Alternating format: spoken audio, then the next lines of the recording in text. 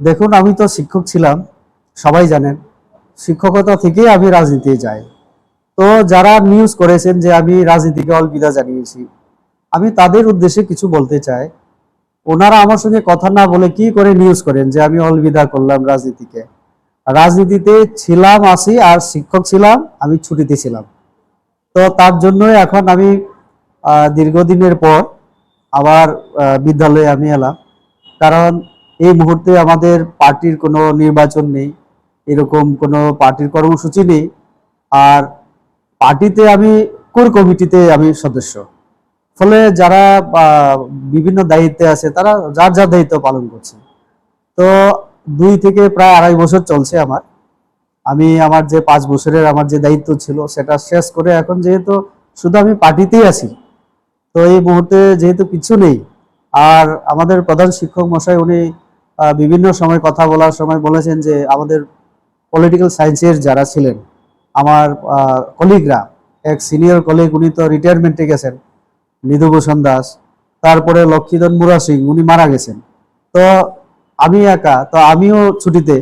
তো যার কারণে এখানে পলিটিক্যাল সায়েন্স যে সাবজেক্ট পড়ানোর মতো লোক ছিল না।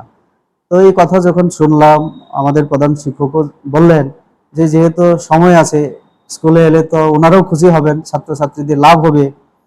তো যেহেতু আমি শিক্ষক, তো এই কথা শুনে বা যেহেতু সুযোগ আছে আমার, কেন আসবো না? আর দর্শকদের উদ্দেশ্যে আমি বলতে চাই, আমি যে স্কুলে চাকরি করি, এই স্কুলটা হচ্ছে এরকম যে সরকারি গ্রান্ট নিয়ে চলে। পুরোপুরি সরকারি যে নিয়ম সেটা এখানে লাগু হয় না, ম্যানেজিং কমিটির দ্বারা পরিচালিত হয়। এই বিদ্যালয়ে যারা চাকরি করেন তারা রাজনীতির সঙ্গে যুক্ত থাকতে পারেন।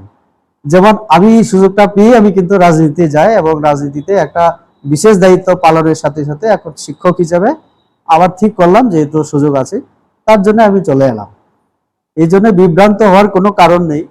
অসংখ্য জায়গা থেকে আমাকে ফোন করছেন, কিন্তু সবার ফোন ধরাও আমার পক্ষে কষ্ট। কারণ এট এ টাইম যদি 7টা ফোন করতে থাকে, আমি কার ধরবো? তো এই জন্য আমার যারা শুভাকাঙ্ক্ষী, যারা আমাকে ভালোবাসেন, আমি তাদের এই যে সহযোগিতার জন্য আমি তাদেরকে ধন্যবাদ জানাই। এবং যারা একটু অন্যভাবে নিউজটা করছেন যে রাজনীতিকে ছেড়ে দিয়েছি অলবিদা, আমি পলিটিক্যাল সায়েন্সের ছাত্র।